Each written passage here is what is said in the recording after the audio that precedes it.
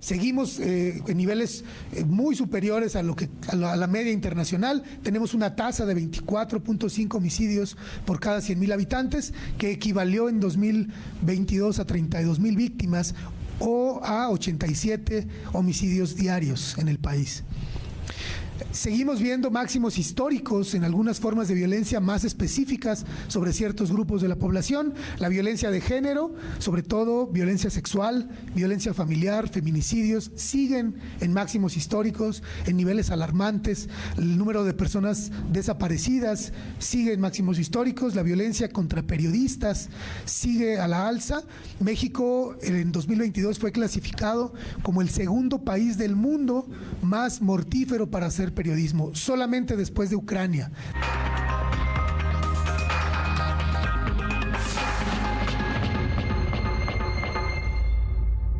Bueno, se ha impuesto un récord histórico, esos son los hechos, en números, con registros, de 156,136 homicidios. De diciembre de 2018 al día de ayer, 24, dije bien, de mayo, ¿no? Bueno, esto es según cifras del INEGI. El Secretariado Ejecutivo del Sistema Nacional de Seguridad Pública y el reporte diario de la Secretaría de Seguridad y Protección Ciudadana son las tres instancias, ¿no?, de donde se consignan todos los números, los datos, los dolorosos datos. Superó administraciones pasadas, por ejemplo, la de Peña Nieto, incluso la de aquel que dijo que era guerra y a la mera hora no era guerra, que se llama Felipe Calderón. Es decir, que cada día con asesinatos, cada día, día tras día, con más asesinatos, se va aumentando esta muy dolorosa marca. Veamos esto. Y estamos optando por atender las causas que originan la violencia. Es oficial, el sexenio del presidente Andrés Manuel López Obrador, al que todavía le falta 1 año y medio, ya es el más violento de la historia moderna, con un récord de 156,136 asesinatos registrados de diciembre del 2018 al 24 de mayo del 2023. De acuerdo con cifras del INEGI, el Secretariado Ejecutivo del Sistema Nacional de Seguridad Pública y del reporte diario de la Secretaría de Seguridad y Protección Ciudadana, López Obrador superó las 156,066 víctimas de Peña Nieto, los 120,463 asesinatos del sexenio de Felipe Calderón Hinojosa y los 60,280 alcanzados del también panista Vicente Fox Quesada. Tan solo de enero a mayo de este año se contabilizan 11,967 víctimas. El año más violento fue el 2020 con 36,773 asesinatos. Le sigue el 2019 con 36,661, el 2021 con 35,700 y el 2022 con 31,944. Este gobierno también tiene los días más violentos de los que se tiene registro. El 1 de diciembre del 2019 con 127 asesinatos, el 24 de mayo del 2020 con 118 y el 7 de junio del 2020 con 117. Así, a partir de ahora, cada homicidio que ocurre en el país será siempre un nuevo récord. Milka Ramírez, Heraldo Media. Bueno, mire, hace un momento escuchaba usted a Carlos Juárez, quien es el director en México del Instituto para la Economía y la Paz. Nos parece importante hablar con él. Es un informe que presentaron, si mal no recuerdo, a principios de esta semana o por ahí. Lo traíamos, ya saben, el radar, pero ya que se juntó mucha información, nos pareció un momento quizá más indicado para hablar con él. Él, le reitero, es el director en México del Instituto para la Economía y la Paz. Carlos, gracias por tu participación. ¿Cómo estás? Muy buenas noches. Javier, muy buenas noches. Como bien mencionas, acabamos de presentar este estudio que es el Índice de Paz México.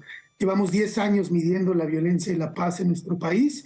Como ya lo refleja la nota que acaban de presentar, pues el escenario no es favorable, no baja la violencia, aunque algunos indicadores en el último año mejoraron. Hay que decir que el homicidio se redujo un 8% el último año, es una buena noticia, es importante, pero no es suficiente.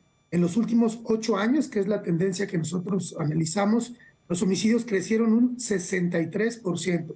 Entonces, estamos muy lejos de los niveles que hablarían de un buen nivel de paz en México. Bueno, a ver, Carlos, digamos, ¿cuáles son estos grandes hallazgos que ustedes encuentran, que creo que están muy marcados, ¿no? Pero te diría, a ver, esto que vale la pena que veamos con claridad, hombres, mujeres, causas, y qué tanto ante esta circunstancia una estrategia de gobierno del Estado mexicano está dando o no está dando resultado, o tenemos que seguir creyendo en ella, apostando a ella, por lo que es una tendencia que pudiera ser al mediano plazo una baja y un mayor control sobre el tema. Y si me permites, yo haría un breve resumen destacando 3 puntos. Primero, vemos cómo la delincuencia organizada y los grupos delincuenciales dominan el escenario de violencia en el país. Encontramos que el 95% de los homicidios relacionados con disputas tienen que ver con 2 cárteles, Cártel Jalisco Nueva Generación y el Cártel de Sinaloa. 95% de las muertes por disputas entre grupos corresponde a esta disputa entre estos 2 grupos, que son los que tienen más fuerte presencia en el país. Las actividades de la delincuencia organizada siguen a la alza, la extorsión, el narcomenudeo sobre todo, pero también encontramos que no es esta toda la violencia que está azotando al país. Vemos que en México confluyen y se combinan un conjunto de violencias diversas. Las violencias de género van a la alza de manera dramática, los feminicidios en récords, en niveles históricos. La violencia familiar aumentó 102% en los últimos 8 años. La violencia sexual aumentó 140% también en los últimos 8 años. Y entonces lo que decimos es que hay un conjunto de violencia sucediendo. Cada violencia requiere de una atención diversificada, políticas públicas muy especializadas, que se articulen, que tengan indicadores, que tengan objetivos claros y que sean evaluadas periódicamente. El tercer componente que yo destacaría es que por primera vez nuestro informe analiza los niveles de polarización del país. Estamos en un país dividido, encrispado, convocado a la radicalización desde los liderazgos políticos, gubernamentales, pero también desde los liderazgos del sector privado e incluso de algunos medios de comunicación.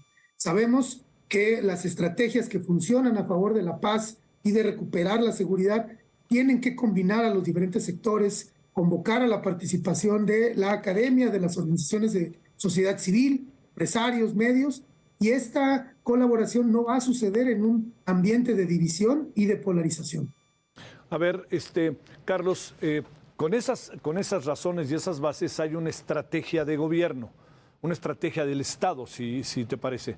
El diagnóstico que ustedes alcanzan a ver de la estrategia está dando resultado, tendrá que tener variantes en esta cotidianidad de la revisión que ustedes hacen, que supongo además, Carlos, que ha de ser muy difícil poder tener los elementos y los números detallados, porque hay muchas cosas que no se consignan, ¿no? A ver, 1, estrategia, y 2, la metodología. Tenemos que decir que no tenemos los resultados que necesitamos o que esperamos. Llevamos ya varios años, no solo este sexenio, ubicamos una tendencia muy clara de focalización hacia la seguridad pública y en los últimos 3 sexenios una apuesta muy clara hacia las Fuerzas Armadas para que se hagan cargo de la seguridad pública. Nosotros damos seguimiento al presupuesto público y vemos que mientras que el presupuesto militar ha subido más de 20% en los últimos 5 años, el presupuesto para el sector de justicia y el sector de seguridad pública, esto es policías locales, estatales, civiles, vienen a la baja estos 2 rubros. Entonces, decimos que aunque en el discurso se habla de una estrategia amplia, en la realidad, en el presupuesto y en el análisis de política pública, estos programas sociales no están articulados con la estrategia de seguridad y, por tanto, no están diseñados para prevenir las violencias. Lo que sabemos de una política pública de prevención que funciona es que debe ser focalizada, debe tener objetivos, métricas, revisarse periódicamente para ver si se mantienen los supuestos sobre los cuales se tomaron las decisiones la primera vez. Acá vemos muchas inercias, mucho de lo mismo, y son estrategias que no han dado resultado. Mientras tanto, los muertos, el sufrimiento, los desaparecidos, la violencia de género se sigue acumulando en nuestro país. Entonces, no estamos viendo los resultados que quisiéramos. ¿Me permites? Contesto la siguiente pregunta, que adelante, es sobre la metodología. Es una metodología compleja. tenemos 5 indicadores principales: homicidio, delitos que se cometen con violencia, delitos con armas de fuego, actividades de la delincuencia organizada y las personas en prisión sin una sentencia condenatoria. Medimos dentro de delincuencia organizada extorsión, narcomenudeo, secuestro y trata de personas y delitos de alto impacto. También tenemos una metodología para medir y calcular el impacto económico de la violencia. El año pasado estimamos que el gran fenómeno de la violencia en el sector privado, público y en la pérdida de inversiones llegó a costarnos hasta el 18% del PIB, son 4.6 billones de pesos, o en términos per cápita, cada mexicana y mexicano, la violencia nos costó 35,700 pesos el año pasado. Uf. Oye, a ver, ahí te van 2 temas. Déjame echarte el primero. ¿Qué reflexión concita en ustedes, en sus estudios, entendiendo que ustedes lo que quieren es consignar, llamar la atención, con convicción, genuinamente? ¿Qué reflexión les concita el hecho de que se hable?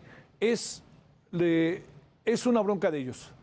Se están peleando entre ellos, ¿no? Son grupos de la delincuencia organizada que se están peleando entre ellos. Te diría, a ver, se me ocurre ahorita, el fin de semana en Ensenada, en las carreras de autos, ¿no? En donde llega un grupo, mata como 9 a 10 y al final un poco el diagnóstico que se tiene desde la autoridad es, bueno, es un problema entre ellos. A ver, esto, ¿cómo tendríamos que pensarlo?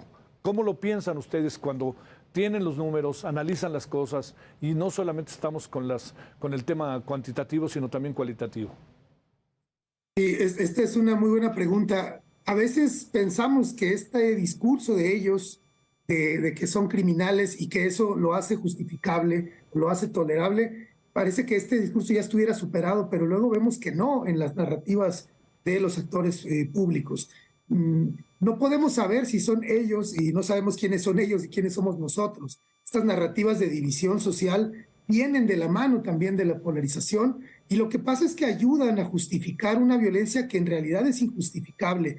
En ningún código, en ninguna ley, en ningún castigo escrito está la pena de muerte aceptada para ningún tipo de delito ni conducta, y menos en las calles. Entonces, este discurso no se sostiene. Pero lo llevo un poco más allá, a los datos y a los hechos. Ajá. Con un 97% de impunidad en México en la mayoría de los delitos, los homicidios no se investigan, las desapariciones no se investigan, estamos con una brecha terrible, un gran margen de deuda de justicia en este país porque los delitos no se investigan.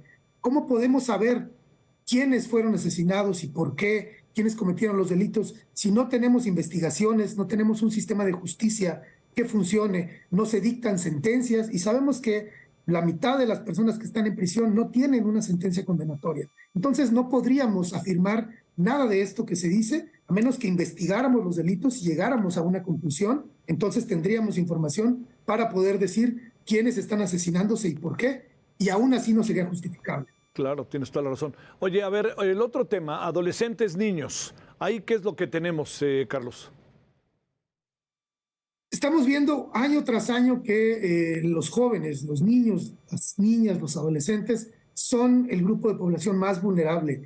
Ya desde el año pasado el disparo por arma de fuego es la principal causa de muerte para jóvenes entre 15 y 35 años. Esto es grave. Al mismo tiempo, la causa de muerte para este mismo grupo de jóvenes en Estados Unidos es la sobredosis de fentanilo. Y te doy un tercer dato. La causa de muerte principal para niños de primaria en los Estados Unidos es el disparo por arma de fuego. ¿Qué quiero decir con estos 3 datos? Que entre México y Estados Unidos estamos viviendo un intercambio de armas, de drogas y de ilegalidades que están matando a nuestros niños y a nuestras juventudes. Las armas de fuego que asesinan a los niños en las primarias y en los tiroteos son vendidas por las mismas tiendas, fábricas, o incluso son las mismas armas que están asesinando a nuestros jóvenes de este lado en México.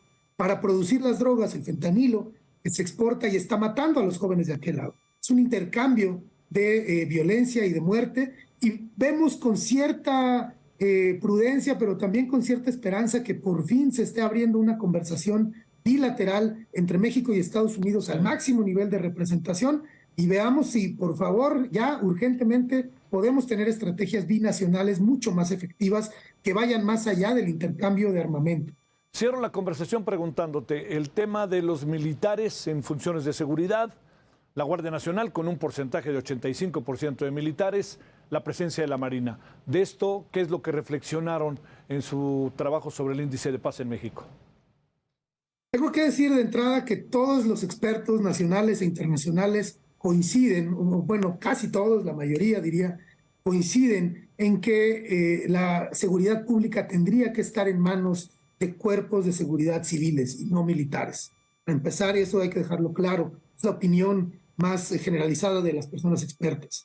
Ahora, entendemos también que hay territorios en el país para los cuales las policías, como están ahora en las condiciones en que están, no son suficientes y se justifica a través de lo que dicen las autoridades, es que eso justifica que lleguen las fuerzas armadas, los militares, a ocupar estos espacios.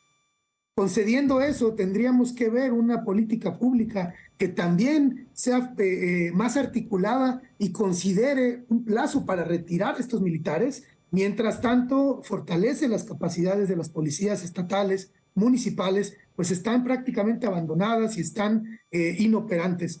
Queremos ver que en estos territorios que hay que ir a recuperar con las Fuerzas Armadas, eventualmente salga el ejército y se queden las policías civiles. Y en los lugares donde sí hay capacidades para policías civiles, el ejército solamente sea un apoyo, la Guardia Nacional pudiera ser un apoyo, pero a la distancia. Esta plasticidad, esta articulación, esta complejidad de las estrategias de seguridad no la estamos viendo, o al menos no la están informando.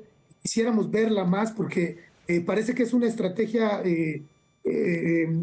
rasa que no considera diferencias en el territorio, que no considera cómo van evolucionando los mercados de las drogas internacionales, fentanilo, no usa inteligencia y parece entonces que pues estamos repitiendo las mismas inercias de hace 3 sexenios. Déjame cerrar ahora sí preguntándote una inevitable reflexión, que ya sé que has hablado de ella varias veces, Carlos, pero una reflexión final. El tema del ejercicio del periodismo.